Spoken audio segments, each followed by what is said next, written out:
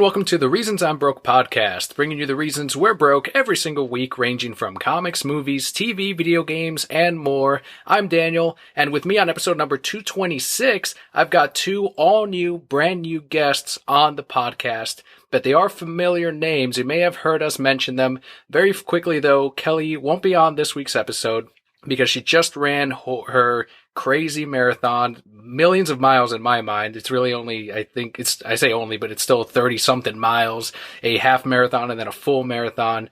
So she is down for the count. I don't know if we'll hear from her later on or not, but if you heard all about her journey last week, this episode is out primarily because Kelli and I, we always want to make sure there's some content out there.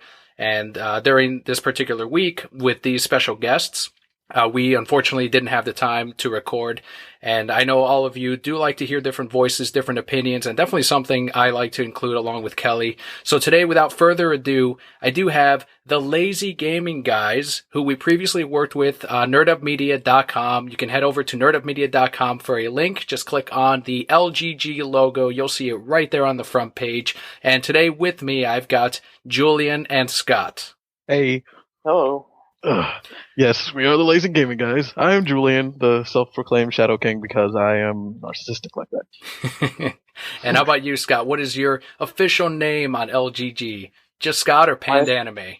I technically will go back and forth on that one, but yeah, it's between Panda Anime. If you see a Panda Anime online, odds are it's me. He's saying it depends on who's asking. Yeah. And also, we are a three-man group. Our friend Jacques, who also goes by Sinkaru or Phantom Heart or whatever he decides to go by for the moment. He's actually currently busy working right now, but it's okay. We'll pick up his slack like we always do. That's good. Always great to hear. And I know a lot of brokettes out there do enjoy your show as well, and they're subscribed on YouTube. So I always see on Twitter everyone kind of liking and sharing each other's tweets and videos on your comment section. So always great to see that kind of synergy between all the different shows. That's good. Yeah, and we appreciate it and everything else as well. Very much.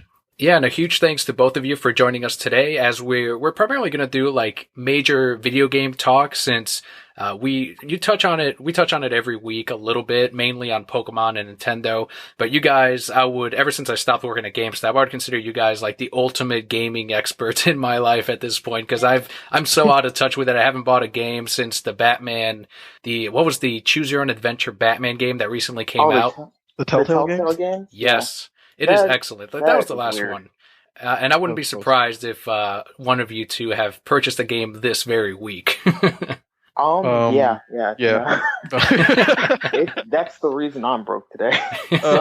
Well, no, I'm broke for multiple reasons besides that.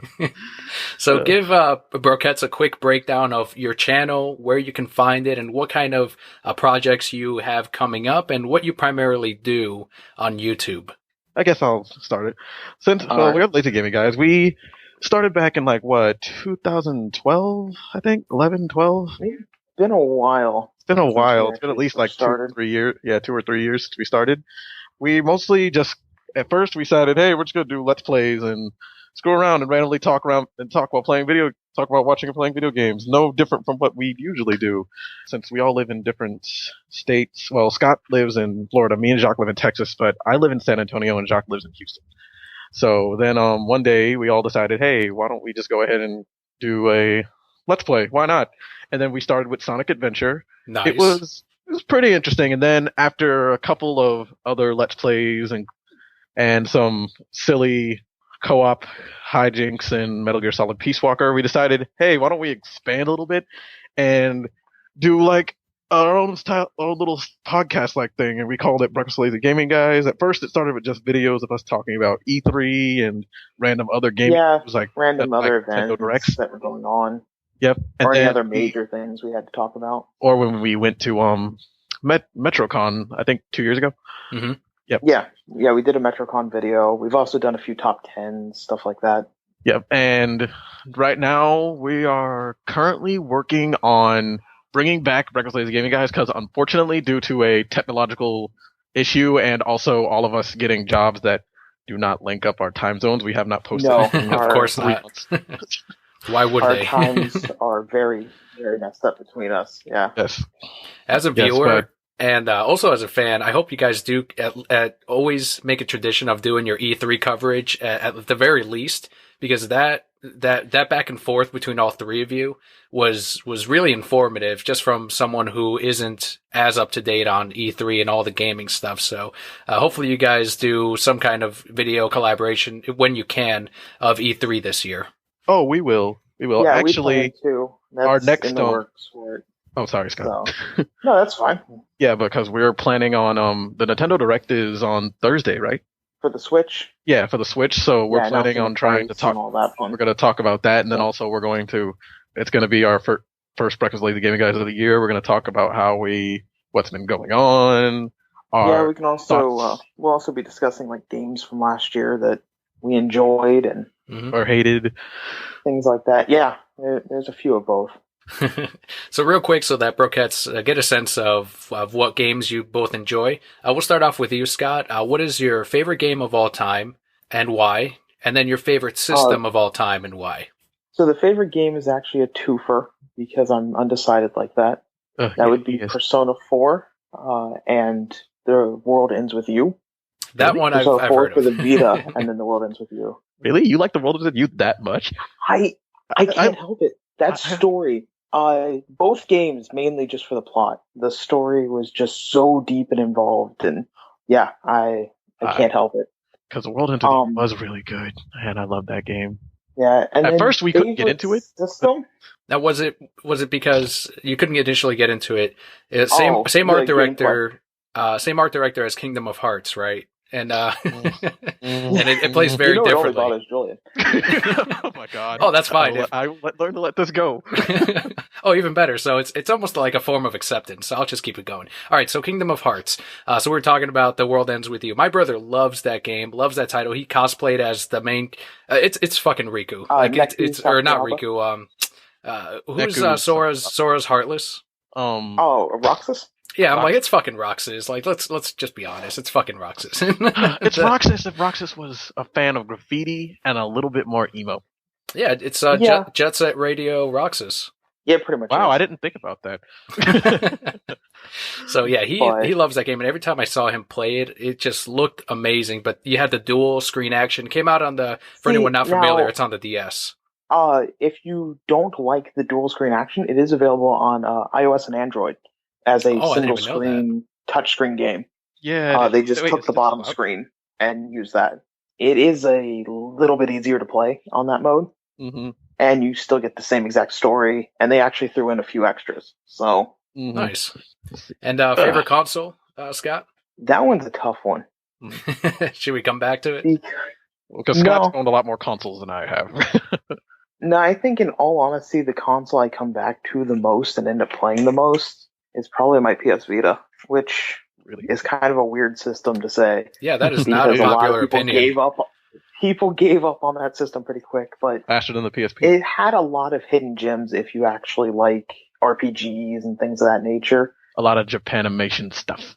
Yeah, if you like a lot of anime-based games or just Japan games in general, like very heavily influenced by Japan, it's a very fun system. If you know where to look. Random tangent, Scott. Have you heard of Trials of the Cold Steel?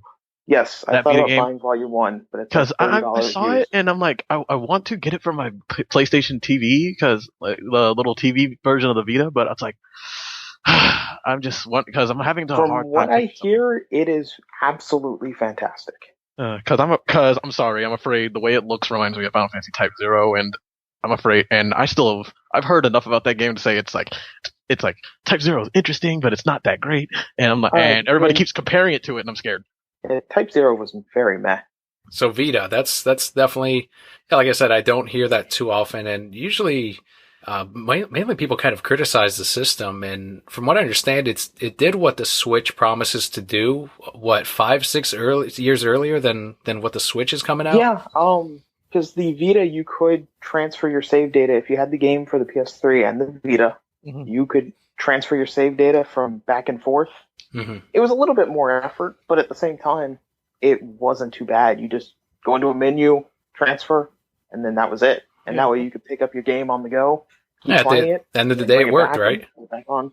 Yeah. The only games that I know that actually I've seen a lot of people use in handy was Final Fantasy X, the remake of Final Fantasy X, and or the remastering, my mistake, not remake, remastering of 10, and then also Ragnarok Odyssey Ace.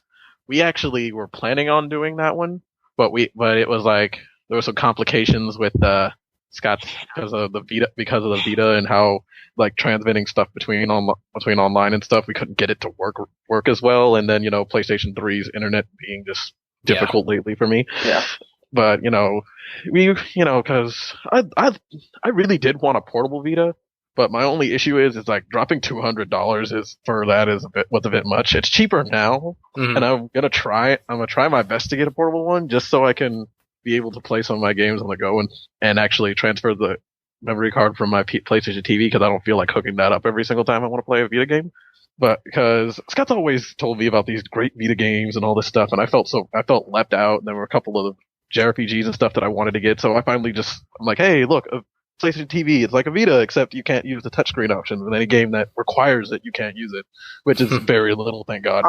I think there's like maybe one or two that actually require a touchscreen. Yes, because I Most do of them have it's just optional. Because I think one of the two games I do have it, Persona 4 Golden and Tales of Hearts R. They have moments where you can use a touchscreen for stuff, but it's not necessary. But it does kind of break some because Scott, you know how the combo systems are in Tales of games. Because if you press the touchscreen, it unleashes like an extra hit from another player you can use and stuff, and I can't do that, so it kind of breaks up my combos. But other than that, I'm still enjoying myself, and the only other game I have on it that's not Persona 4 related, which is Dancing All Night, which is a rhythm game, is Freedom Wars, which it's okay, but that God one's like Eater's a better. poor man's version of God Eater. Yeah, God Eater's so much better. Which, random segue, God Eater is the next game we're planning on doing as a group. Oh, there you go. That was the game I just bought this week. Yeah, and Jacques said he's gonna get it eventually. Me and Scott must just get started before him, so we at least have a good sense of what we're doing, and then Jacques will trail along as usual. Yeah, I did want to talk about eventually your setup and how you guys kind of schedule out when you guys are going to play and if all three of you need to play. But real quick, we still need to, for Julian, your favorite game of all time, favorite console of all time as well. Okay, my favorite game of all time will forever be the Kingdom Hearts series. So you got to pick one. Game. Well, okay, out of all Hearts. the games, number one still holds the biggest place in my heart.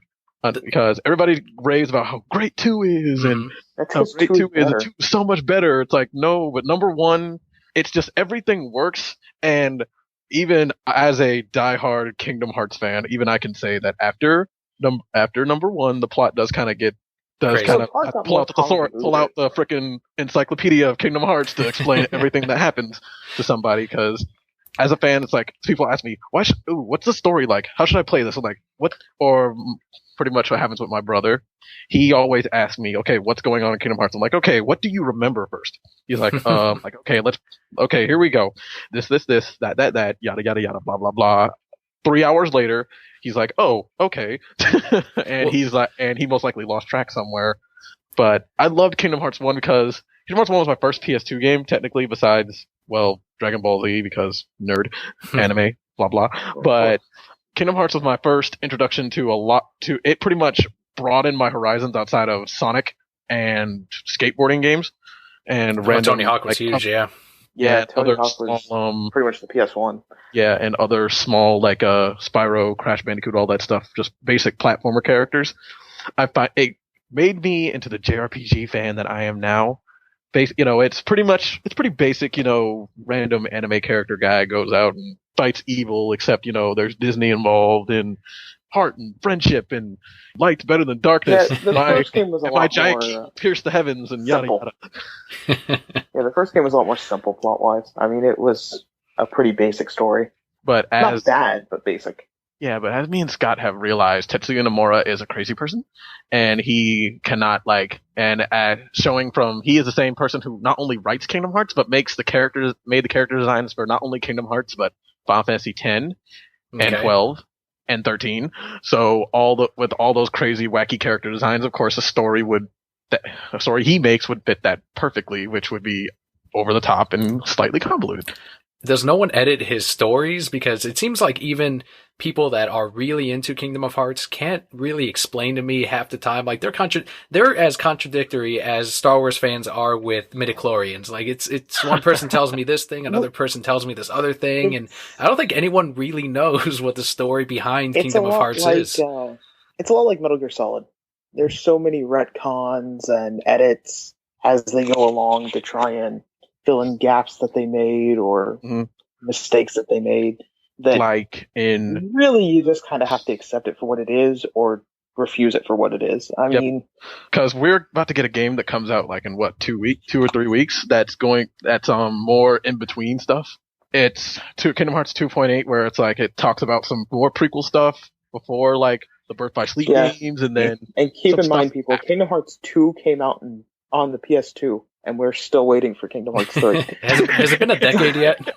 And then there's that, and then they're finally bringing all the Kingdom Hearts games and everything to one system. Thank God, because it took them long enough. Because I'm tired of having to tell everybody it's like, because everybody's like, I want to get into Kingdom Hearts, but it's on too many different systems. It's like, okay, it's on the PS3 now, but I don't want to go back to the PS3. It's and that was one thing that was kind of nice when they did release the HD 1.5 and 2.5, where it's like, okay, you no longer need a PS2, 3DS, a Game Boy, and a PSP in order to play this. You can now just play it all on the PS3, and then now it's like, okay, well, now you can play literally the entire series on the PS4 once Kingdom Hearts 3 comes out for it. Since when? Hold on, that's news to me, because I knew about 2.8 coming out on PS4, but since when were the previous ones? HD 1.5 and 2.5 will be out in February. I thought it was March. PS4.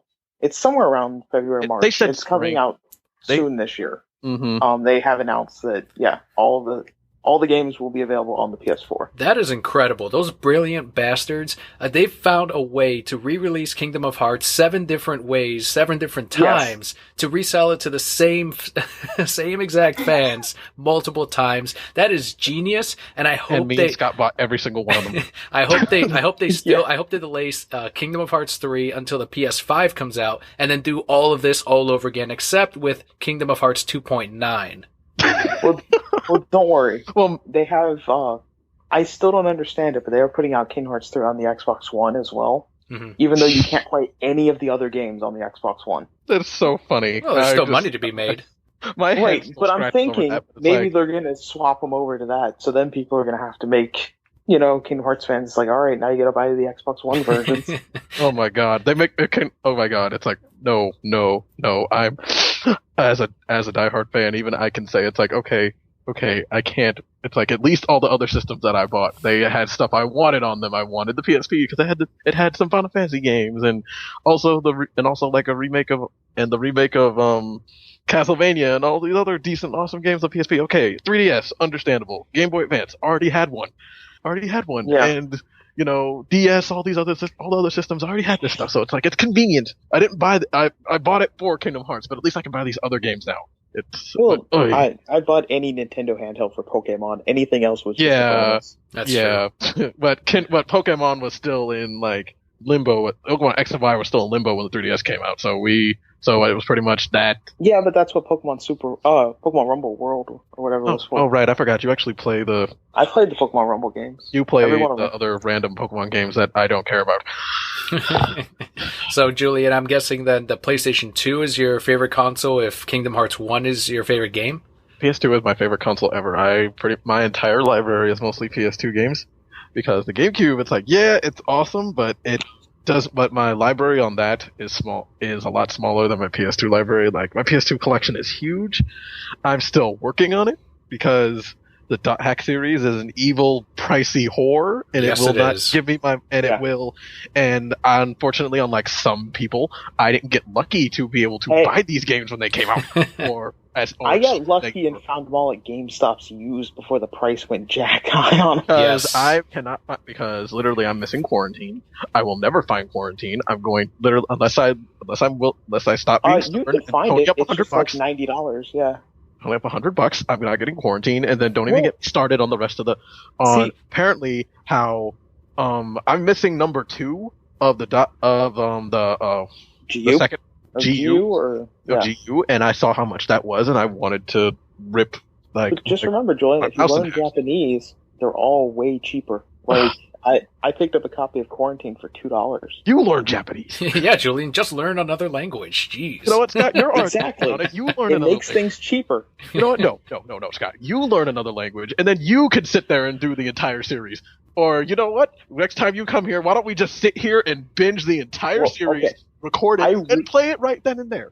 I will be doing GU. It's your job to do the first 4. I don't want to do the first 4 because those are longer and harder. It's not fair. I love GU to death.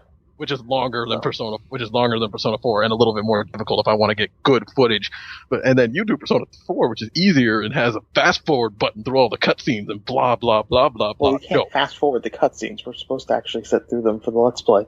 Whatever. That is true. Easier way of getting through things than I do, or at least grinding through. So talking about the Let's Play, what's your setup generally? So do you guys text each other ahead of time? Do all 3 of you have to own the game and kind of play through it? Or is it just one of you and then the other 2 kind of does the commentary as the third person plays? Right now we've been doing a post-play setup as far as we'll record all the footage and then the person will edit the video and then put up the edited video. We all watch that and comment on it and then overlay the video, edit the audio with the video, and then upload it. And usually we had a set schedule at one point. We did it we would record every Wednesday or Tuesday, I think it was. Or Thursday. Yeah, but that was back when 2 of us didn't have jobs at all. Yeah, so pretty much the only person that actually had free time. Yeah, it was much easier to say, okay, what's your days off? All right, that's when we recorded. Yeah, and then we'd have 2 people. We'd have me and Jacques recording the audio to make sure that just in case someone cuts out, just in case it cuts off or something. And so we'd have a backup. And then usually it's we had a cloud at one point, but I couldn't pay for it for a little while. I had to start it back up again so we'd be able to transfer the videos and the audio files back and forth with each other. Yeah, so we would have the raw footage because copying the footage from each other off of YouTube would make it even worse. Other than that, we would usually do a Let's Play. Other days we would do the podcast, and then sometimes for our shorter video or our little shorter videos with Lazy Gaming Guys, it's not even us doing it's not even us doing the podcast. Sometimes that's just shooting the shit and talking, because sometimes before or after we do a Let's Play or podcast, we just sit there and talk and ramble on about stuff. Well, that's usually a podcast anyway. Yeah, because that is true. One of the videos is our let's talk about problem with Final Fantasy 15 and how we were complaining about what we thought was going to be wrong with it, which we there's many other things wrong with it. There's many other things wrong with it, but it was before it came out and it was getting delayed and and all this other stuff. We were chatting on about that, and I don't know, Scott, should I talk about that old people joke on the podcast? Because it's awful. No. No. We'll leave that to our podcast. Leave that to our podcast. Where taste is out the window. Yes. But we are just so even more worse than we are. Once we record, we try to not be evil, but it slips out because we are who we are. We are just... You're talking about not being politically correct or something? Oh my god! Yeah, our Chris. You occasionally say a mean-spirited joke that you don't mean mean-spirited. It's a funny joke. Scott, remember our inappropriate Lazy Gaming Guys message, Xmas message, Christmas special? 19, almost 20 minutes of us rambling on, being awful. Hey, we wished every denomination, religion thing a merry whatever they celebrate. Yeah, and we were awful. And then let me remind you that it was after we. A couple episodes after we literally were talking about a remastering of a ancient Japanese warlord being a pedophile. Hey, he actually was. he actually was technically. Technically Oda Nobunaga was a pedophile, but we're not going to get into that right now. But we have things like that where it's not entirely sometimes. Not entirely for everyone, but everything is in good jest. And either way, someone's going to be upset about something at some point. Oh, yeah. Have you guys ever received negative comments or hateful comments for the videos you put up? I don't know, but I'm going to frame the first one. If we did, we'd be passively aggressively attack them for it. It's like, oh, I'm sorry that we're funny and you can't take a joke. No, I will frame the first one that we get. I don't know if we have one. Have we looked at our comments in like a while? Because I try not to look at the comment section sometimes. I honestly haven't seen any notifications about any of that. Like, as far as any comment I've read has not been negative. The YouTube comments and the Reddit comments are probably the roughest on the internet. It's a little hard to top that, aside from 4chan, but I don't even count 4chan at this point. 4chan is a disease upon the internet, and it's like a cancer. It's not going to go away until the internet dies. It's going to be there, which means it will never go away. Mm-hmm. Well, one day you will get your hateful comment, and then Scott can frame it right up in his home, and just have it forever. We're gonna have it'll be right over style, or are we just gonna have it print? We're just gonna print it off straight from like a screen cap. No, I'm gonna have it like knitted into like a little message, put it above the mantle. Yeah, and then we all can live together. And then that'll be the first thing we all frame on the wall if we decide to live together. If we get one out of this show, can it just be a 3? Like, can we get 3 of these and put them up in all our homes? I mean, we've gotten hateful comments on our show, but just this would be special because it's 2 guests and then the show, and it's like, oh, this is kind of the stars had to align for this to happen. Exactly. The right amount of hate. Well, yeah, if someone really hated everything. Yeah, and if you want, Danny, you can join us next time we try to do Recklessly the Gaming Guys. You can join, and you can see how horrible and awful we are in live person, and see how long it takes us to actually get going on an episode. I don't know. It would not take me long to join you guys either, because even I hold back on some of the jokes on the podcast, because anyone that knows me personally, I can get pretty bad. Yeah. Oh, trust me, the podcast, I'm the worst, but that's me holding back a little bit. And trust me, get me in person, and then get a little bit of the good sweet alcohol into me, and then.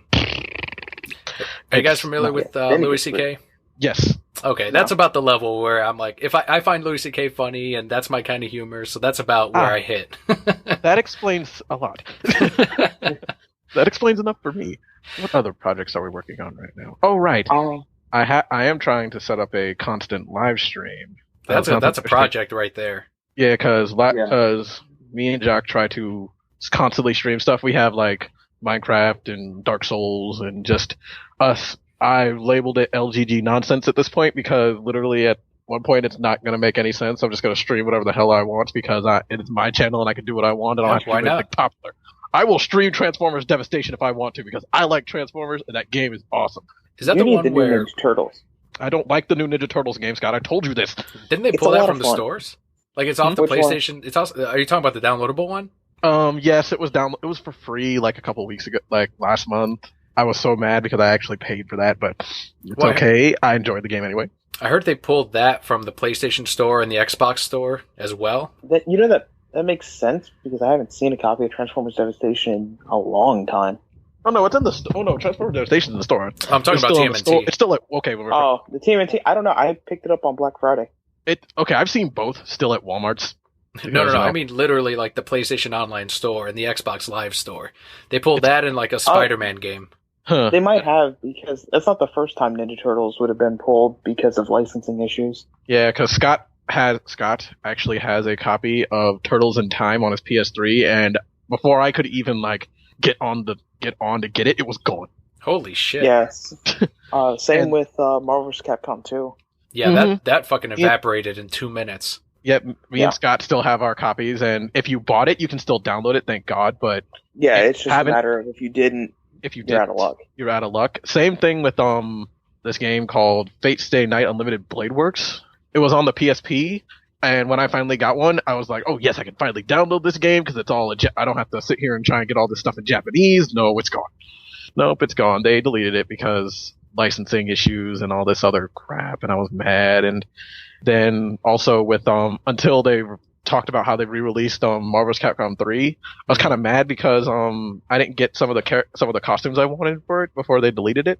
So, but now they have Ultimate backup with all the costumes and all the unlockable characters and stuff, so I don't have to do a dang thing and spend a dime, even though if anybody who watches our podcasts or videos or anything knows that I have a severe hate for Capcom and their fighting games lately because they like to price, like, to stab me and leak me dry of my money. Just be glad that's why you're they not do a it. DOA fan. Oh my god. The DOA is the only season pass I've seen for over $100, and that's just season pass 1. Jesus Christ. It's mostly just costumes so you can see more boobs. Yeah, that's basically it. It's not even. It's not. Why I haven't bothered buying man. it. What sells, you know? It's sad that it does. At least that will. Isn't that right, Scott? Hey, I didn't. I spent $2, I think, so far on DLC for that game, and that's it. Were they sexy costumes? Actually, no. It was just an extra character. Oh. So which one? My Shiranui. Oh, right. I forgot. Oh, never mind. Ugh, no wonder you don't need anything else. God damn it. Ugh. I don't even know who that is. Neither do listeners, so describe this character. Fighting game character for King of Fighters. She is literally, if you look up King of Fighters, if you type in King of Fighters, go to image on your Google, go to images, she is the first thing that's going to pop up on your screen, and hope and pray to God you have safe search on. I don't know. My Google won't let me go off safe search, so. What am I searching again? I always have moderate safe search on. Just King of Fighters. Team King of Fighters. Just type in King of Fighters, put up images, and you'll see and you'll look up this brown-haired, big-breasted ninja who is literally makes up a good 10% of the internet's content. Yeah, sometimes it's a good portion. I've seen some awful things. Oh man. Awful. Why were you looking for those awful things? I wasn't looking for those awful things, Scott. It happens, okay? Well, if it's 90% of the internet, you're going to run into it.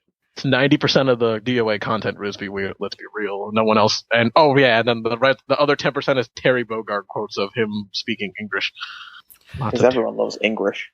So going back real quick to Marvel vs. Capcom, because I know a lot of listeners tune in for the superhero talk, the comic book stuff, and this is like the perfect merging right here. The new Marvel vs. Capcom, you can clearly tell that Disney or someone up at the top has told them, look, you can use our characters that are now tied into the movies or tied into the TV shows. Whereas before, with Marvel vs. Capcom 3, they said, no, we're going to be using these characters in a movie, so you can use these other characters that we don't plan on using, almost as if saying, we don't want you to sully the characters' marketability in the minds of these gamers. And now it's like the complete opposite. Which it actually, going back to that, it wouldn't have been the first time that Disney would have done that. Yeah, give us another example. Yeah, a little known fact was that the City of Final Fantasy, which came out for the PSP, was actually going to be a Kingdom Hearts fighting game. Yes. And Disney said, no, you can't have our characters fighting each other. You cannot have any of our characters fighting each other. Yes. So it had to be canceled. Yeah, that would actually go right along with what Disney would do in the fact of, no, we're going to be using these characters. You can't have them fighting. So it's nice to see them kind of change their policy on that and be like, you know what? No, here's the characters that are popular. Make it sell. Mm-hmm. But I am kind of mad about the other controversy about Marvel vs. Capcom Infinite, about how it's like, there's a lot of stuff in here that's going to be in Marvel movies sooner or later. But there is one franchise that's been a massive part of the Marvel vs. Capcom series that literally started it. That's not going to be in it. X-Men, them cutting them out. The rumor of them being cut out, and not me just being Disney doesn't own X-Men. The movie rights to X-Men. I'm seething in anger. You cannot take out the main. It's like, what was the first game that came out in the Marvel vs. Capcom series? Street Fighter versus X-Men. And you're taking out the things that made this series good in the first place. Wolverine's been in every single game since. Yep. If they do not come up with some kind of loophole to get Wolverine into it, I will be angry. I don't care about anyone else. Just get Magneto. Who cares? Who cares? X-23, who cares? I need Wolverine. Wolverine is essential. I use Wolverine. I didn't really use Wolverine that much. I had Dante, so. But even Scott can know I'm a Mega Man fan, so I was ecstatic when I actually saw X in X as the first freaking character. I almost peed myself. No, Mega Man.exe. Scott, I told you, if you want Mega Man EXE from the Battle Network series, you're just gonna have to play the Samurai Warriors fighting game, or buy the DLC that they're eventually gonna come out with. I want True. $5 for the skin. That was like a color change, a palette change, even. But it's like, and then I saw Miss Marvel. I'm like, I'm sorry, Captain Marvel. Right. Don't call her Miss Marvel anymore. No, that's politically incorrect. Well, there's a new Miss Marvel now. I don't know. That's who Marvel. Yeah. No, there's no more Mr. Marvel anymore. He does. Because I was noticing a lot with the comics that it's like, hey, everyone's now female. That's kind of a trend that they're moving Marvel into, and it's hurting their sales a lot because they're doing, and I've explained this on the show millions of times, but maybe the first time to you guys, is that they're doing what DC was doing about a year and a half ago, and that they said, okay, the future of comics, if you don't appeal to the younger readers, you don't have a future. You know, who's going to be buying your comics in 20 years? So what they did is they turned their line and they changed the characters up so that they were a little bit more modernized and so that they would appeal to younger readers, people in their 20s, people, teenagers and maybe early 30s. And what it ended up doing is they appealed to these people that are asking for more diverse characters, more minority characters, more LGBT characters. And they're like, okay, here you go. And no one came out and bought them. It ruined the Teen Titans for me. Not gonna lie, that whole thing that after when they did that, and then also another Seething Anger, which I actually read because for some weird reason I don't mind the Red Hood as a character, but then they give him his own comic and he's terrible. Yeah, sometimes you gotta. New 52.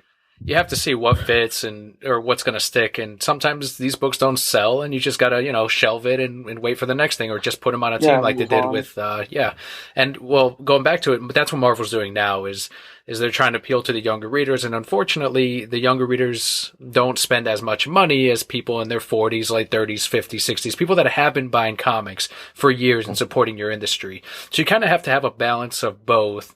And Marvel's kind of going a little bit too much on one end, and that's why it's hurting them. Yep, because I've been like Spider-Gwen was actually pretty good. I read two different issues of that, and I actually kind of liked it. I like the story of Spider-Gwen a little bit, but sometimes the art style. Some of the others, and it's like, okay, do we really need all these people just suddenly be female?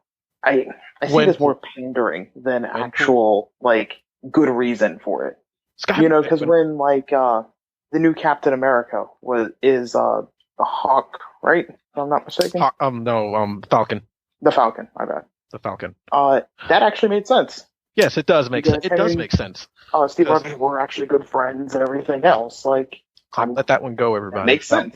Stop being dicks. Well, and in the past, it's another sidekick character taking over as Captain America, whereas before we saw that with Bucky about 5, 6, 7 years ago. And what we'll probably see in the movies with Bucky once What's-His-Face is done with the Marvel movies or he's asking for too much money, well, they've got, Bucky that could follow along with the comics and become the new Captain America.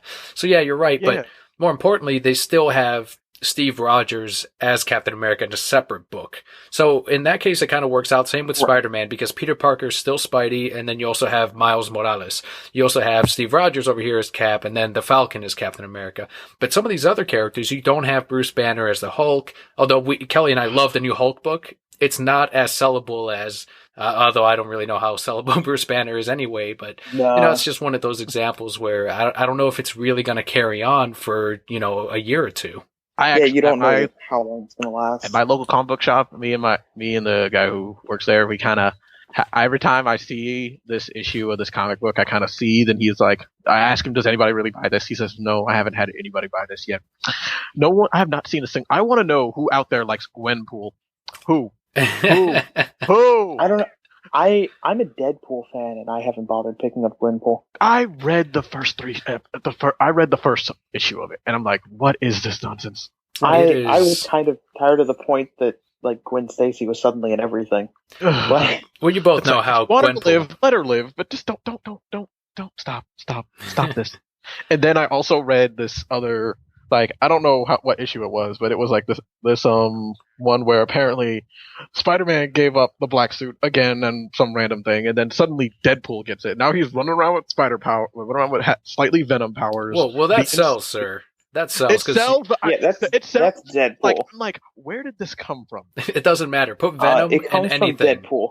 That's the appeal and the horror of Deadpool, is that you can just toss him into anything randomly, and it'll sell. Except when you make Gwen Stacy into Deadpool, that's when it doesn't. Yeah, but that's more Gwen Stacy's fault, not Deadpool's fault. That book sold initially, and then no one bought it again. And it all came about from one single variant comic that everyone wanted because it was Deadpool and Gwen Stacy. Marvel took that as a sign of, well, let's make a comic and see if it sells. And so far, it's really not. And that's the whole thing. Comic books are a lot like video games in the fact that the companies don't know exactly when to quit and when to just be like, hey, no, that was just a one-time fluke versus, no, this is a series. Oh, this is a series. We are going to make we're going to make sure that everybody buys the Clone Wars. It's going to be great. It's not going to be convoluted and confusing at all. It's not going to make a young like 9-year-old boy give up on comic books because, him trying to keep up with the story is going to cost him a fortune and he doesn't have a job or money because he's 9 years old. Now, who could we be talking about? I'm sorry. I don't know. It's pretty vague. I'm venting. Sorry. It's just that that I've been on the receiving end of the bad side of comic books for a long time, and 80s and 90s were rough. Like right now, it's still as many problems as there are in comics today. It could be considered a golden age of comics in storytelling. I mean, you look at indie books right now, they are skyrocketing in sales. Image Comics is booming critically and in sales. People are loving indie books. They're moving more towards that in DC simply because everything comes in waves and eventually Marvel will pick up again. But I mean, times are fine right now with comics. They're great. There's good stories out there. It's just that there's, like any other time period, there's also some crap. Mm-hmm. There is a comic book that I have been reading lately, which has been revived recently through IDW. It's called ROM. It's awesome. Oh, ROM is awesome. Something made from a freaking it was originally like a toy in the 70s or something that they made a comic book out of, that Marvel made a comic book out of, and then I looked it up myself. I looked up old scans of it. It was pretty interesting, and then they came up with a new one. Clearly, it's not Marvel related anymore, which is a shame because ROM would be a good entrance into that. But it's awesome. It's this robot man fighting these aliens that do like a Attack of the Body Snatchers kind of thing. It's then he has this one girl that got caught up in the stuff, and Rom's all ridiculous 80s cartoon character making long speeches and being all like empathetic, and she's all like, no, don't do that. You're not supposed to just randomly run in and just vaporize people in a busy street. It makes you look bad. But I have been reading a lot more stuff outside of Marvel. Like, I don't know why someone just keeps begging me to read the My Little Pony comic. I'm like, no, I'm not going to do it. I find it's actually good. Not that bad. Yes, I finally read it. It was good. I've read the first guys volume. Mainly in their 20s buy that comic, so I guess there's something to it. Yeah, there's a guy in his 30s. I've seen a few, like the first trade had I think 2 or 3 jokes that actually made me laugh, and I was kind of shocked by that. Also, a really good one, if you're talking like more indie scene, is the Invader Zim comic. Oh my god! I really love what they've done to revive that series. I love the Invader Zim comic book. That sells so good. Invader Zim is still going pretty strong. Yeah, although it is kind of disappointing in reading these because I want to see them animated so bad while reading it. Well, sure, but I mean, do you really think it would last another season today? Do you think people would come back to it? No, because I don't think it would, because I think a lot of people would complain about it. A lot of people would complain now because, my God, they did a lot of things that I don't think people would be okay with. I mean, I don't think people would be okay with a children's show in which someone's stealing and harvesting organs from children. That's the beauty of comics. They can get away with way more than if they tried to pitch this to a network or try to get past the censors. Just put out a comic. If the publisher's cool with it, fine. Yeah, I mean, I don't think some of the dark stuff fans are there, so like some of the darker scenes in Ninja Turtles comics could never happen in the cartoon in the stuff that they show. Oh yeah, yeah. Did you guys see that Ninja Turtle special where they had the 80s Turtles interact with the 90s Turtles, which interacted with the current Turtles? Oh my gosh, that was I did see Batman meets the Ninja Turtles. I saw that. I'm sorry, the Ninja Turtles, first Ninja Turtles crossover I ever saw is still vivid in my mind is when they crossed over the Power Rangers, but it was with that weird. Oh my god! Yes, I remember that. Like that was weird. We play Netflix at the shop, and the TMNT Beyond the Ooze, I think is what it was called. There's that one season. Next Mutation, there you go, is up on Netflix. And I remember it went up there, my manager didn't know. And I said, hey, we can play TMNT, right? He's like, yes. I'm like, oh, awesome. Perfect. Thank you. So I go on there and he's like, wait, is that the Next Mutation crap? And I'm like, yep. And I turned it on. I was like, TMNT, we sell the comics. It's cool. We can play this. And he's like, oh no, this is terrible. I'm like, it doesn't matter. We can play it. It's on the queue. Yeah. And yeah, they crossed over with Power Rangers in Space or Xeon Yes. or Neon. I don't know who they crossed over with. Space, because unfortunately I am also a big Power Rangers fan. And when I saw that DC cross Power Rangers comic, I went out and bought every single issue I could get. I love it. It's feeding my childhood. Is the Power Rangers comic any good? Yes. I don't know. I haven't read the Power Rangers comic. Okay, I know the DC plus Power Rangers, it's good. I haven't seen the Power Rangers comic. I know the new movie looks absolutely terrible. Me and Scott do not like the new movie. Well, we've already decided it. You gotta watch it. I've seen one trailer. No, I've seen one trailer. It ruined everything that was Power Rangers. It sounds like Nerd Rage reaction here. That's what this sounds like. It's trying too hard to appeal to the old stuff without. It's like its own thing.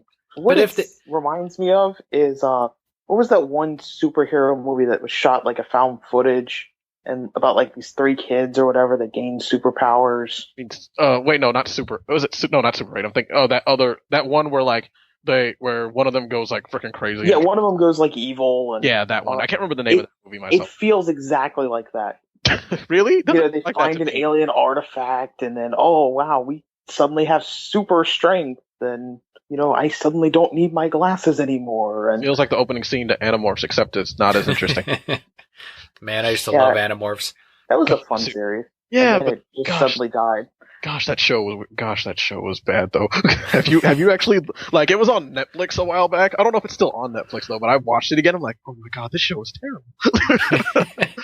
I loved it as a kid. This show is like dramatic. It's stupid.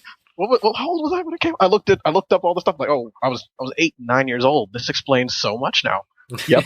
Yeah. I could read that's why I could read but I read the books, which were a little bit less confusing, but it was over dramatic for a children's book. No, but yeah, go ahead, Scott. I was just gonna say it was fun stupidity though. But this Power Rangers movie. Well, look, the thing about the Power Rangers movie is either way they're not going to win, because if they tried to, like you said, Julian, make something on its own to try to be its own thing, then, where the money is at right now, people our age, we're working, we have cash to spend. Well, some cash to spend. We can go to the movie theater. They want that money. Like you're going to start seeing more and more things appeal to our generation, because as we get older, we're the market. And that's why they did the original colors on these Power Rangers, but at the same time, they're not the same characters in their own outfits. So it's a little bit different. They're doing a little bit different. They're changing the origin, the powers, some of the kind of suits the suits. Horrible too. It's mostly so they don't have to pay Saban rights after that. Again. Well, it could be a part of it, but my whole point is if they try to do something too different, then like the suits, they look too different, they look crap, they're gonna lose either way. So just see the movie. If it's fine, it's fine. If not, I still call that they're gonna have a maybe it's not gonna be Tommy, but a Green Ranger post-credits scene, and that'll be the sequel. It'll most likely. Yep, it's the same thing with the remake of this live action Ninja Turtle movies. It's like, okay, I give it a shot. First movie, I'm like, it's not bad, but it ain't that great. It's not cheap. It's, it's like I have to remember that the old movies were cheesy. You have to, it's like I have to, I watched it with some other people. Like, remind you, it's cheesy. It's stupid. Remember, the biggest issue I had with the Ninja Turtles movies was the fact they made them aliens. They made them look like aliens. They tried originally to make them from outer space, and then they rewrote the script. They were trying a little too much, and then the final product just kind of turned. I don't know. The final product was just very meh. It wasn't an abomination, but it wasn't great either. And then the second movie came out. I enjoyed it. I enjoyed the second movie. I can't lie. I'm not gonna lie. I liked it. It wasn't. There was times where it's like, oh, this is stupid. Like, this is stupid, and like the whole. And they did throw away that whole "let's be human, we could be human" thing really quickly. And like they didn't even give them a chance to be human for like a second. Like, see them what they look like human. That would have been interesting, but no. We're just gonna throw out that throw it out like a useless plot thread and get to the Technodrome and let's kick shell. And wasn't it Raphael that grabbed it and he said, "Fuck this shit"? And all the turtles were like, "Whoa, hold on. What if one of us wanted to be a human?" Yeah, that's pretty and then it does keep a usual trope in that movie that Leonardo is a terrible leader. He makes all the decisions without asking any of them. He just goes, I'm the leader. I'm going to do what I want. Every Ninja Turtles movie keeps that consistent. I'm so glad they keep that character trait of Leonardo consistent. No matter if it's that 3D movie, that 3D standalone movie that came out, which was weird, that comes in when the Turtles break up. That one moment where they break up in every series for some reason, and then just you throw people right in the middle of that. It has nothing to do with the television show that was going on at the time or anything. It's just, let's make that movie. It was weird, but I still watched it and I still enjoyed a little bit of it anyway. And then the old series, and every time Ninja Turtles pops up on something, it's like, okay, give it a shot, Julian. Like every single Power Ranger series, I give it a shot. I like most of them. There's only like 2 or 3 I hate. So, yeah, Daniel, you're right. I should give the movie a shot. If I don't like it, I'm going to destroy LGG. Me and Scott are going to have... I saw that trailer, and I was okay with it until I saw that trailer. That trailer was horrible. I don't know. At least I I guess didn't we'll have see. to sit through it again today. Well, it could be worse, Scott. They could be making a movie after Power Rangers Super Megaforce. I hated what they did with my freaking Go Tiger Rangers. Oh, you got to let the Pirate Rangers thing go. It was Scott. We both know it was weird. Space Pirate Rangers. You had space pirates, but it was too weird. I mean, the green one was gay. Clearly, come on. You had them using diversity. cutlasses. Yes, but it's a children's show. Cutlasses and everything. Like, I mean, they would actually like slash enemies and then throw their swords to each other and keep going. Like, I mean, it was freaking awesome. Yes, it was awesome, but we can't have that. We can't have the good stuff because No, we have to make it cheesy. Because Megaforce was also terrible, and Megaforce unfortunately preluded to all of that, and it's like we're gonna fuse it into 2, and it's no. Well, that was the other issue, is that they took 2 completely different series and put them into 1. Well, they did that with the first series, but it worked because we were foolish and children, and they had better writers. Well, the internet wasn't as prevalent for people to know what the original source material was either. Mm-hmm. Whereas nowadays, it's a lot easier to find out, oh, this is based off of a Japanese series. What's that series like? And then they realize, wow, you just fused 2 of them together, and you really didn't even take time and care doing it. You just kind of Frankensteined them together. Even though the Space Rangers, what the original was, has nothing to do with it. They weren't really space related. They were computer generated, like Power Rangers that like did stuff inside computers and technology and stuff. It would never how the writers managed to make it into space shows that the writers back then actually knew what they were doing over the writers that they were trying to use for the Nickelodeon series, where I don't feel like they're trying as hard until the reason why it just ended was really I loved that one. Dino Charge was pretty good. And I'm really excited for the next one, which is another ninja series. I'm glad they skipped over the one that has trains in it. You really have seen them all. Yes, I really have seen them all. This has been the Rangers cast. People in suits and fighting and, silly, ridiculous. Julian just really loves seeing dudes in spandex. Shut up. Shut up. No, I'm sorry. I'm sorry. It's like groups of heroes and random multicolored outfits, and I can't get enough of that stuff. Enough of that stuff. Scott knows that I could do the Great Saiyaman pose from Dragon Ball Z in a heartbeat without even trying. Okay, so we're renaming this episode the Mighty Morphin Podcast. I mean, that's what it's going to be. That works for me. Unless that podcast already exists, which I wouldn't be surprised, but hey, here you go, free advertisement. Actually, it does. Oh, well, there you go. I don't know if it was a thing. I don't know if it's a thing still. There is a... You have looked at that, haven't you, Joy? Shut up, Scott. I'm just saying. I didn't think you actually had. Yeah, there's a whole... I want to go to a Morphicon one day, okay? It's a convention for Power Rangers fans. Literally just nothing but... I've already met Johnny Young Bosch, one of the, second series Power Rangers after the first one's left. I had the chance. I had a chance to meet Tommy and Kimberly when they were down they were here for Alamo City Comic Con, but I couldn't go because of money and parking downtown is a bitch. But I had the chance. But my friend got a picture with them. Was like, look, it's so awesome. I'm so jealous. I want this picture. So Scott, you've actually met the Green Ranger? Yeah. He was AFO Con a few years ago. I know he was doing a martial arts demonstration. I know he does MMA. Or he did at least. Was he a nice guy? Did you have a negative experience with... I did not have a negative interaction with him. Good. Yeah. I mean, it wasn't a long interaction, but No. It'll be $20, kid. Thank you. Give me 20. No. Yeah, because Johnny Young Bosch is nice too. I actually met him for an anime convention for voice acting reasons or voice acting stuff.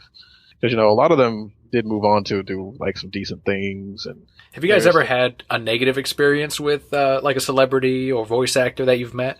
Voice actors are typically some of the nicest people, like in a kind of showbiz aspect. Yes, I've even met I've never had a negative interaction with any. Because the only real celebrities I've met have been like MegaCon. Yeah. And no, I've never really had mediocre reactions of just, meeting them, okay, sign an autograph, bye. What about you, Julian?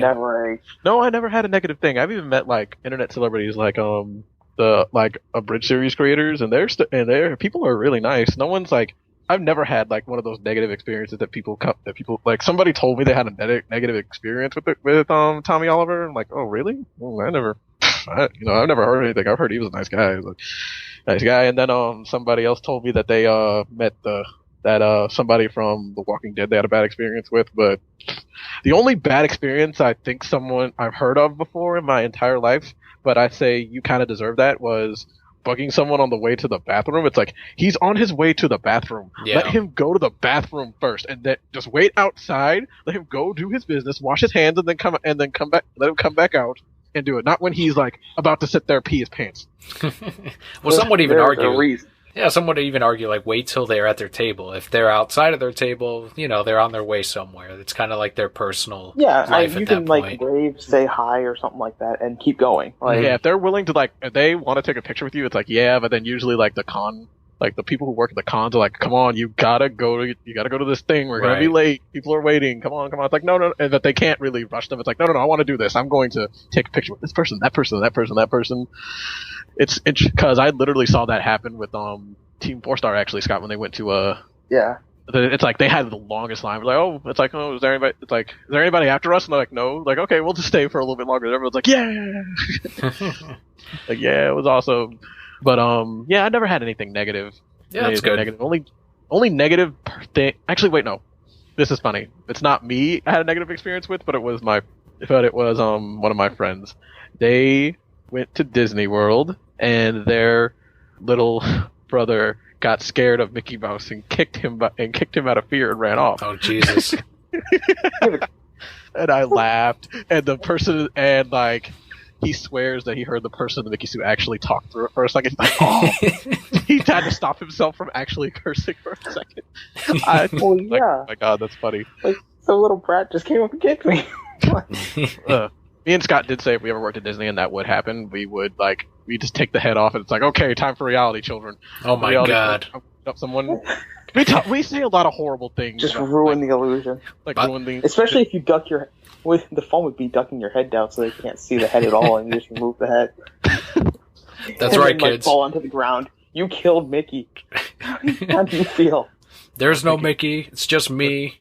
There's no Santa Claus either. No God. Just go, keep going. Now there's no. There is no spoon. Just ruin these kids' lives. We're so stupid. Well, you would disappear at that point. I mean, Disney security, not only even security, you would just be gone. Disney would make sure that you would disappear. They're the Disney ninjas. We know our way around Disney a little bit.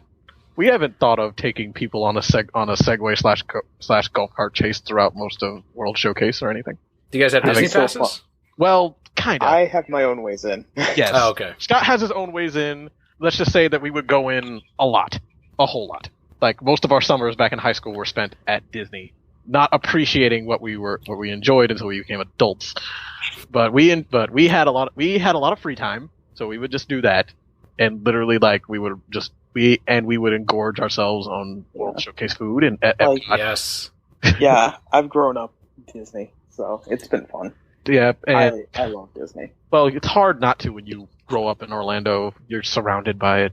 It's either you're gonna love Disney or you'll love Universal, and then you grow up and you realize both are equally enjoyed. It depends on what you want, and no one loves you. Yeah. Next time you come down, or I guess, come over to the east side, Julian, let me know too, because I will happily go drink around the world at Epcot with both of you. Actually, that actually comes to another thing. I was actually going to talk to Scott about this later, that I was going to try and make a trip to come down for Food and Wine again this year, because I want to, because Scott talks about all this food, how he gets all this stuff. So every time I go to Epcot with him, when I come back to town, it's like, oh, I remember when I got it this here and that here and this here, and then he calls me, it's like, hey, I just got done doing this, and it's like all interesting, and Julian, what are you trying to do? I'm trying to strangle you through the phone, you bet, because I can't enjoy this stuff. And then I also saw this video of one of the internet's people I pay attention to. They went on a small eatery and drinking thing around the World Showcase, and by the time they got to England, they were plastered. Yep.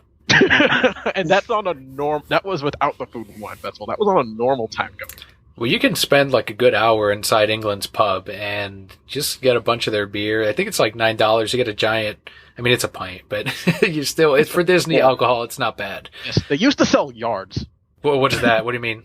It's like, it's like this tall drink. It's mostly diluted. It was mostly diluted though, because Disney's not even that dumb that they're going to give someone a, I don't know, almost 2-foot glass of beer and not let them just roam free, and suddenly they're trying to climb the Epcot ball and jumping off and unloose. Are you saying that's what's going to happen when you start going? Hey, just because I'm going to go nuts, it's because we're going to go on Soarin' last, so I can be like, oh my gosh, I really am flying around the world. And then I unbuckle my seatbelt, fall. I just see you puking over the side of it. Shush, I don't puke, okay? That's the morning after. But, oh, man. So just to wrap up the show a little bit, before we go into the plugs, we're kind of in a unique position right now where it's the first month of 2017. We have a year's worth of content ahead of us. Going into the movies, we talked a little bit about Power Rangers. Which superhero movie are you each looking forward to the most this year? You want to go first, Scott? I'll let you go that. Okay. The movie I'm looking forward to the most this year, besides Spider-Man. Spider-Man. Is that this year, Spider-Man Homecoming, or is it next year? I thought it was this. I could have swore it was this. They said 2017. Okay, maybe it is. Yeah, you're right. Because of the trailer. Yeah, that's right. Yeah. Vulture. Because I haven't had a lot of trailer views recently. Because besides Spider-Man, I'm like, only other movie I think I might be interested in would be I think it's a Disney movie coming out this year. I'm trying to remember. I'm drawing blanks. There's a Disney movie coming out this year that I'm excited about that I know I want to see, but I can't remember what it is. Yes, damn it. Well, I'll tell you what. I'll go first. Yes, while I look up the upcoming movies like a smart person. So mine is one of two DC movies, of course. But I'm in between because Wonder Woman is months away. One is the first major female-led superhero movie of all time. I can't think of another one that made theatrical release. Maybe Supergirl, or that might have been straight to video. I can't remember, but I mean, Wonder Woman's going to be fucking huge. And as far as the current run of movies, the current universes, DC did beat Marvel to the punch on having that first female-led superhero. And more importantly, this is where we get to see if Jeff Johns has the chops to kind of control this cinematic universe, because this is where he really had his hands in the creation of the Wonder Woman movie, or at least the script, and kind of overseeing everything. But on the other end, you've got Justice League later on. I think it's in the fall or late summer, and that's going to have all the Justice League members, I guess the resurrection of Superman in some way or another, Aquaman, me, myself in the film. That'll be great. Finally. I remember all those. I remember those. They just released a photo this week of Cyborg in the center with the rest of the Justice League members around him, and from USA Today. It looks amazing. And Deathstroke is supposed to make an appearance in Justice League, which leads into the Batman movie that's coming out in a year or two. So I don't know. It's tough for me to choose, but those are probably the two for different reasons that I'm just counting down the days for. I requested work off already for these two movies. That's impressive. Okay. Are you going to the midnight screenings? No, I'm going to the 7 p.m. screenings, sir. The one before the midnight. They're doing that weird stuff now. I am all in. Okay, I finally remember. Okay, now I finally remembered all these movies. I forgot I had a list. Wow, stupid me. But okay, the first movie that's coming out soon that I'm really excited for is the Lego Batman movie. I'm not gonna lie. Yes. I saw the trailer. I've been seeing the trailers for these movies, and it's like my favorite line. I already know my favorite line from this movie. It's like, Batman, why do you have one seat for this in the Batmobile? Because last time I remembered, I only had one butt. I had one butt. I actually, and conveniently, it comes out before my birthday, and I actually asked for that day off because I don't work on my birthday because screw that. And so I'm gonna see if anybody else wants to go out with me, because if they don't, I'm gonna go out by myself because I want to see that movie. I want to see that movie before the internet tries to spoil me in it. That movie's gonna be great. Yeah, dodging everything. All the trailers look great for it. And then also, Spider-Man: Homecoming does come out this year. Along with, I'm excited for Guardians of the Galaxy Volume 2. That's going to be interesting. Yes, that's the one I'm looking forward to there. And then Thor Ragnarok. I'm slightly interested because number 2 was awesome. It was awesome. It was much better than number 1 in my opinion. And then there's also Scott Pirates still coming out next year. That's true. This year Pirates comes out, and then because my sister and my mother actually want to go see this too, we're going to go see the live action remake of Beauty and the Beast because I have to. As a Disney fan, I must see this live action recreation. That's going to make all the fucking money. The Beauty I saw and the Beast that is my trailer, favorite. Beauty and the Beast is my favorite of the Disney princess movies. Agreed. Yes. So I have to see this, and Emma Watson's freaking hot. So I love Emma Watson. I have to see her as my favorite female Disney princess. I can't stand what they did. I can't stand the horns on the bees. And Gaston does not look like Gaston. Oh, the live action Ghost in the Shell? Yeah. Good. You think you're gonna see that? I mean, people claim that they I don't know, have whitewashed it by having Scarlett Johansson or whatever as Makoto Kusanagi, but it's the future. Like other people have said, because it's mainly Japanese forums that are saying that. And they're like, you do realize that some of your movies, they did a live action version of an anime called Attack on Titan, where all the characters are European. Yep. And they made them all Japanese in the movie, and it's like, so you did the same thing with yours, so you can't really complain. And then the last movie that I'm really anticipating to go see, surprisingly after seeing the trailer for it, is Smurfs, because that looks like it's going to destroy that live action movie, those live action movies that came out, and Did make you say those Smurfs. Smurfs. This new Smurf, they're making. You mean the Smurfs Smurfs movie, for the all Lost animated. Village or whatever? Yeah. It's like all animated. The trailer was hilarious. I was actually in tears. I actually had to stop the video at one point because I was kind of laughing too hard.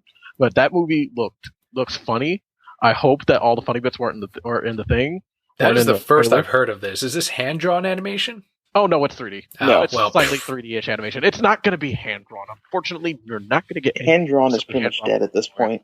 Even the Captain Underpants movie is 3D. Yeah. Yes, they're coming out with the Captain Underpants movie. Why? Because we're adults now. They're coming out with the Captain Underpants movie about 20 years too late. Well, Scott, because Scott, like we said, we're older now. It's appealing. I know, but at the same, that's not appealing to us. Well, unfortunately, the movie that was childish when we were children. Well, Scott, have you seen they're coming out with an emoji movie? I don't want, an emoji movie. It's a little too soon to be making a movie after the emojis. Well, yeah, I mean, if they did a sausage fest or whatever that was called based on food, then sure, whatever. It doesn't. Who gives a shit? The sausage movie was surprisingly more adult than it was supposed to be. But this emoji movie looks like the basic by the numbers. Julian, they did an Angry Birds movie. Oh my god! I actually went and saw that movie. I saw that movie with my friend. I was with him and his kids. We went to go see went to a drive-in theater that they have out here, and it was a double feature. It's it's Ninja. It was double feature, or did you just not leave after the first one? Because I paid for 2 movies, and I said, why not? Because you technically pay for 2 movies. So I stayed, and I didn't want to leave. I didn't want to drive back. And I didn't drive up there. He drove, so it's we were there for the Angry Birds movie anyway. I figured you paid for one and then just stayed. I actually fell asleep in the middle of the Angry Birds movie. My brain, after the first 15 minutes, saved itself from the rest of it. I'm kind of glad because it was on in one of the McDonald's at my Walmart. Wait, your McDonald's plays movies? Yes, it does. Yes, it does. But I end up seeing a lot of these bad children's movies, and oh my gosh, that movie's terrible. That movie was terrible, along with Planes 2. Oh, I saw that shit. Yeah, I'm sorry, I saw Planes. That was bad. No, so I was at the movie theater today. Have either one of you seen the trailer for Cars 3 yet? No. What, that dark ass fucking... Oh, no, wait, no, yes. That thing was dark! What is going on? It's Oh yeah, there's Steve McQueen smashing into the side, flipping over, like pieces flying off. Yeah, that's a living thing according to that universe. If it's going to be accurate to NASCAR, this makes sense. Yeah, but that's a living. That'd be like a person just flying against a wall and ragdolling. It's a Disney movie. It's not children. A NASCAR movie. It's a Disney movie. Scott, it's Pixar. Remember, Pixar likes to pull at our heartstrings because as mediocre as A Good Dinosaur was, it did actually make me feel at one point. Really? Yes. It might have been because, it was early in the day and I was hungry and tired and got all emotional or something. I don't know. The best part of The Good Dinosaur was literally the crazy Triceratops. Yes, that was hilarious. And I just loved Dream Crusher. But remember how Toy Story 3 had all the adults almost bawling in the theater. Yep, including myself. But that was meant to be, because you grew up with these characters. Yes, and then it's like, where are my toys now? Are they rotting in a landfill somewhere? Yep. It's like, about to be burned so up. Bad. I still don't know how they're doing. They wrapped up Toy Story so well, and I know why, because they could still make money off of a Toy Story 4, but holy shit, that trilogy is so well wrapped up on its own. Well, they're wanting to make it a romantic comedy. Focusing on who? Jesse and Buzz. So it's going to be most likely an in-between movie, I feel. That, or it's just going to, because they have been making shorts, or it's going to be part of their little, the same thing with the shorts and stuff, I guess. Yeah, I kind of like the Toy Story of Terror and oh my gosh, that Land that Toys Forgot or whatever. The Land of Toys that Time Forgot or something. Oh, that was good. That was really good with that one dinosaur and him going through that Buzz. They did that whole him going through that whole finding out that he was a toy thing, and he went through it a lot better than Buzz did.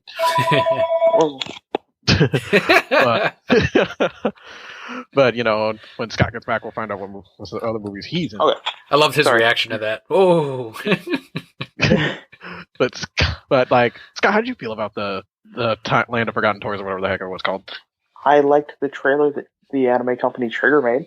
That was good. that was really good. But I don't know, the movie was okay. What movies are you looking forward to seeing, Scott? You guys had Guardians, Transformers right? last night? Yeah, the superhero one, definitely Guardians of the Galaxy 2. That movie came out of nowhere and really surprised me. The first one did. And I really enjoyed it way more than I thought I was going to. Everybody did. Yeah, I think everyone. That one in Ant-Man also was a very surprisingly good one. I don't know why everybody gives Ant-Man such crap. Because it wasn't a good movie, that's why. It's not bad. I don't know. It's not something people are going to go back and watch in 10 years. Okay. No. Okay. I'll give you that, but yeah, at least I didn't feel like I wasted money watching it the first time. Yeah, it took me a while to go back and watch Iron Man 2 after a while. Yeah, that one Anything past Iron Man 1. Whoa, I like Iron Man 3, sir. Christmas time Iron Man? Yes. Iron Man 3 I have hang-ups. I like it, but... No. Same director as Kiss Kiss Bang Bang. This is just Kiss Kiss Bang Bang with Iron Man. Where can you go wrong? Wow. That is a movie I have not seen since, way back when it came out. I'll let you borrow that, sir. It is still good. But yeah, 'cause I saw that as a kid, so I'd really like to actually see that as a thinking adult. How old are you, Scott? Are you 12? It didn't come out that long ago. Scott's not as... It was a while ago, though. I don't watch movies as often. It's like it's like my dad is my house is like a miniature movie. It's like a miniature movie store. It's like I didn't need to buy most of the movies because I just assumed they'd be in the house at some point. And I had so many old movies. I saw Casablanca and nice. The Godfather before I understood before I saw other kids movies. That's awesome. You had a good childhood. I didn't see Even Casablanca through The Godfather. I didn't understand I didn't understand it as much as I do now and all the extra subtle things about it. But I understood all those quotes and stuff they did in things. And what other movie is it that someone said you saw that as a child? Yeah, Gone with the Wind. Actually, yes, Gone with the Wind. I saw before I was. That movie is too long. And then it's the movie is really long. My mom said, you saw Gone with the Wind. You fell asleep. Fell asleep. And then unfortunately, movies like The Wizard of Oz and The Wiz are a constant in this house. My mother loves those movies, and I cannot go 1 year without seeing them once. Yeah, I've seen The Wiz. I've never seen The Wizard of Oz, though. The original Wizard of Oz? Really? Yeah. At this point, it's like a a record I'm setting. I might as well not see it now. I mean, I've gone this far. No. No. Oh, no. That is like that's like movie history. To me it's like not watching The Godfather, because it's like something that revolutionized how movies are made. Yeah, but it's the only movie I can say I haven't seen it. Like, I know I have a friend that has never seen Rocky. I have a friend that I know that's the even bigger one for me, because I grew up with Rocky. But it's like, that's the only one I have that I can say I haven't seen it that I think everyone else has. Because, okay, I'm just going to chalk it up to you being a guy, because a lot of guys don't usually tend to go after looking at The Wizard of Oz. Not everybody, I'm not, it was force fed to me, so I get that. A lot of musical movies are force fed down, or were force fed to me by others, and so that's the only reason I've seen them. But Rocky, really? Yeah, one of my friends, he'd never seen Rocky. Jordan, are you surprised by that? When Jacques hasn't seen Back to the Future, Star Wars. Holy no, get the fuck out of here. Really? He's never... Yes. We need to get Jacques on here. I'm going to apologize in advance for outing you like this. We're going to apologize in advance for outing you like this. When we first met Jacques, he had never seen Back to the Future, Indiana Jones, Star Wars, none of the iconic, nerd fanboy movies. I actually had to drag him to the house. I said, he brought over Summer Wars, this one anime movie that Scott and Jacques were raving about at the time. And I said, great movie. Yes, a great movie, but I had to blackmail him. I'm like, okay, I'll watch this, but you have to watch the first Back to the Future movie after we're done with it. Good. And then, I can't remember when I first met him in Indiana Jones. Actually, wait, no, it was once again another anime movie. It was after we watched the Trigun movie. We had to sit there and get him to watch Indiana Jones and Star Wars, and Star Wars. It's like, I don't know if I can't remember if he's seen all of them yet. It was just that my brain kind of shut down. I didn't understand. He was the first person I ever had that never had seen all these movies. But he's seen every every kung fu movie ever made. It's like, really? I just don't get That you. That is incredible. So you got to introduce Star Wars to this person, which not many people can do unless you have kids. Yeah. You don't really introduce Star Wars to 20-something-year-old people very often. You showed him episode 4, I'm guessing? Yes. Okay. I don't know if you went okay, we're going to see the prequels first. We're going to see these in order. Let's start with episode 1, and I don't want to watch anymore. I'm not going to make myself suffer through that. I'd rather make him sit through... If I'm going to make him sit through something that's bad, I'd rather have him sit through insert a bad movie, I don't care. The Avengers. Star Trek 4. Oh, God. Every time I watch your podcast and literally hear you say that you don't like the Avengers, I'm just looking in the comment section of YouTube where are the haters? Where are the people that are going to jump down his throat and tell him that he is crazy? When I saw the Avengers, I was blown away, and then I saw it. Don't worry, the Avengers will still be better than the Justice League movie. Ooh. Oh. Well, Batman's not in Avengers, so everyone already knows that's an incorrect statement. To be fair, the reason I say that is because the Justice League movie, we haven't really been properly introduced to a lot of these characters yet, as far as from the average moviegoer standpoint, not a person that reads a lot of the comics. Okay. You're not as invested whereas a lot of the Avengers movies, they had their standalone movies before the team-up movie. Correct. Okay, if we're going to argue about this now, let's go ahead and do it. Yeah, everybody was invested in their favorite characters that weren't Hawkeye and Black Widow. I just feel that they're rushing into the Justice League movie to try and capitalize on the Avengers movie. Well, I would argue that they rushed into the Avengers movie because more than half of the standalone movies were not very good. The best one was Captain America: The First Avenger. Everybody forgot about that. Was a really good one. Iron Man was good. I liked Iron Man and Captain America. Thor was boring. And then they introduced Black Widow in Iron Man 2, which a lot of people didn't really like. For their own mostly because it's this movie isn't that interesting. It's I thought it was decent enough. Yeah, but you at least knew their backstory rather than who's this cyborg guy. So that's what's important. Then, if you know the backstory, then that's going to make the better movie. I'm talking to a fan that has never read a comic, and it's who are these people? Are you talking about? They have these magical powers. Aquaman can speak to fish and control fish and stuff. Aquaman's much more awesome. Well, we're going to get Aquaman's origin in this. We saw that from the trailer already. But we're now in an age of superhero movies and TV shows where kids can tell you, and kids will tell their parents, this is Cyborg, this is what he does. Everyone knows who Batman is, everyone knows who Superman is, everyone at that point will know who Wonder Woman go is. Into Teen Titans Go. Exactly. And that's where they're going to go. No. That's fine, because that's where they're going to get it from. And Teen Titans Go is okay. I don't care anymore, because Teen Titans happened. It's gone. Now there's Teen Titans Go. That's making money. That's someone else's Teen Titans, It's okay. We have Young Justice. We have Green Lantern, the animated series. We have Constantine. What other character do we have at this point? Aquaman, whose origin we're going to see in the movie. That's the only standalone. That's the only standout. What about Martian Manhunter? He's not in the movie. What about Martian Manhunter? He's not? No, he's in Supergirl.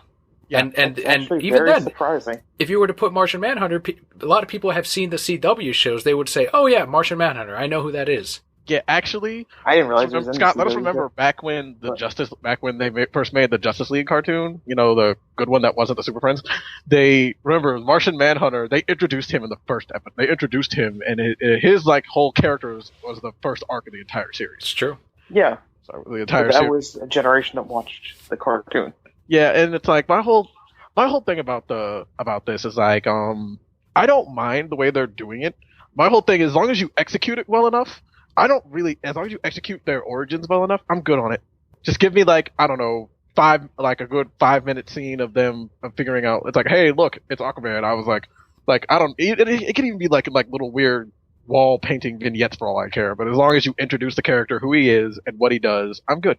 And just make the movie interesting. Because if the movie's not interesting and it fails, okay, because, you don't have to introduce, they don't have to introduce Hawkeye in the other Marvel movies beforehand, but, they put him in the movie and it's like, okay, this guy has an amazing shot. That's all I need to know. Arguably, especially in Avengers 2, I did actually like Hawkeye the best. In Avengers, because Hawkeye in Avengers 2 was the only person with brains.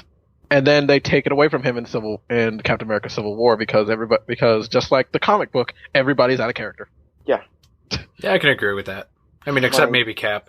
Well, in this movie, Captain America was a lot more reasonable than the one in the comic book. The one in the comic book was but it was S.H.I.E.L.D. that was insane.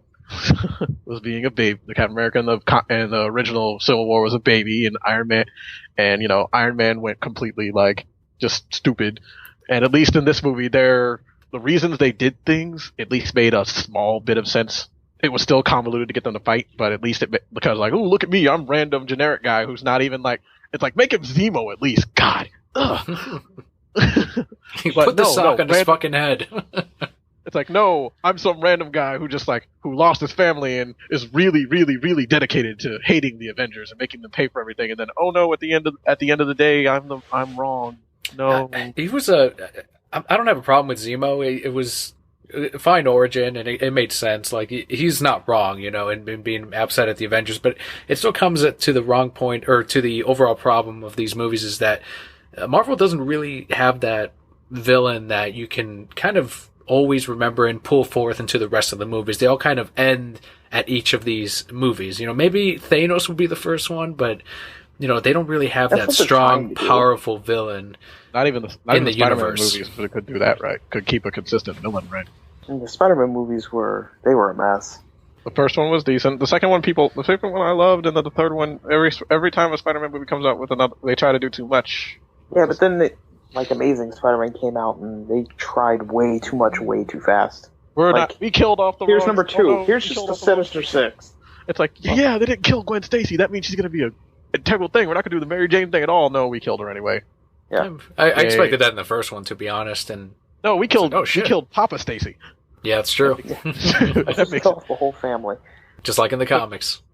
Yeah, we don't need the Stacys. We don't need the Stacy. Or hell, why don't we just kill off Peter and then we can make the Spider-Man movie?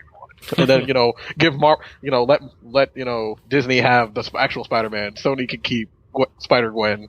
I'd be fine with that. My first appearance of Spider-Gwen would be would go up a little bit in value. Yeah, because I forget this chick's name. I forgot that chick who played Gwen Stacy in the Amazing Spider-Man movies. I forgot her name. Anyway, she's hot. Wow, I'm blanking on it too. Holy shit. Yeah. But yep, all right. yeah, she I'm gonna have to duck out. I'll see you all later. Okay. Yeah, thanks for joining us, Scott. Have a good night of work. Reflect on the podcast. Okay. Julie and I are actually going to wrap up here. Okay, in good. the next few minutes. All right. I'll see you all later. Thanks, Scott. Enjoy, everyone. All right, Julian. Go ahead and let the Brocats know where they can subscribe, where they can find the Let's Play. I feel like we could have gone on for another hour, which is awesome. So I do want to thank both of you for joining us today. Yep. It was great to be part of the podcast. You guys inspired us to actually finally take our nonsensical ramblings and keep to ourselves and make sure everybody else knows about it. Like you, our friend Purple Swordfish, you guys have been all been pretty supportive and stuff, and we just appreciate everybody who supports us and gives us a chance to shine a little bit and reminds us that we're not just doing this out of random necessity. It's we're actually doing this because we do enjoy it. We do enjoy it. The last couple months have been dry, but last month we remembered we should try and do something. We got to get our schedules together. We're finally getting some kind or working on stuff. I'm actually finally able to edit again because my computer's not screwing up anymore. Just get if you want to subscribe to Lazy Gaming Guys, all you have to do is go to youtube.com/LazyGamingGuys. And then also we have a Facebook page where it's Lazy Gaming Guys and Friends. We have a link to that in our Lazy Gaming Guys page on YouTube. Also a link to our Twitter page where usually I'm the social media person, so I'll usually give updates on me editing, what we're doing, if we're gonna go meet each other, when we're gonna stream. Me and Jacques also put up our we'll post what we're gonna stream it from, either Twitch or YouTube. Usually we try to do both to keep up with it. If you need to and if you have to email to us, our email actually is not Lazy Gaming Guys. It's called 3guyscontrol@gmail.com because it's pretty much essentially three guys controlling a one email. We keep up with the emails very often. I usually have to delete all the extra nonsense that YouTube gives us, hey, your videos went up here, went up there, yada yada, blah blah blah. I think our podcasts are still on. I think our podcasts are still up in SoundCloud and stuff like that, and stuff we had it on. But usually we try to also edit a video together for YouTube, so we don't have to. So everybody can listen to it.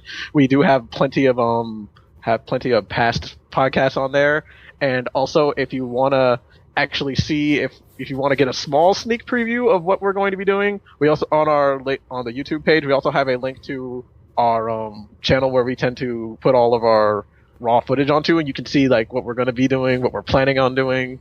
It might get recorded, it might not, because we just record stuff and just throw it on there sometimes. Other than that, that's pretty much it. Awesome. So overall, youtube.com/LazyGamingGuys. Subscribe on there, as you mentioned, and there will be links to everywhere you can find them. Also, nerdupmedia.com, you can find links there. And you said twitter.com/LazyGamingGuys would be them. It should be the Twitter, if I remember correctly. While you look that up, I do want to thank our Patreon backers, because without them, we would not be able to have guests on. We would not be able to do Skype interviews, and that's because we hit goal number 2 on Patreon. So on this episode, the Patreon shout out goes out to Eric on Twitter @eAntonOfficial. And go ahead and give Eric a follow and give him a like, a thanks for being a supporter on patreon.com/thereasonsimbroke. If you would like your weekly shout out, head on over to patreon.com/thereasonsimbroke. And a final thanks to fandomfi.com for the help at the $5 reward tier. So Julian, you said you were looking up that Twitter. Was that right? At Lazy Gaming Guys. At Lazy Gaming Guys. Very easy, simple. Follow them. You will find them on the description of this episode. If you haven't looked already, there will be a link on there. On iTunes, SoundCloud, you will find at Lazy Gaming Guys.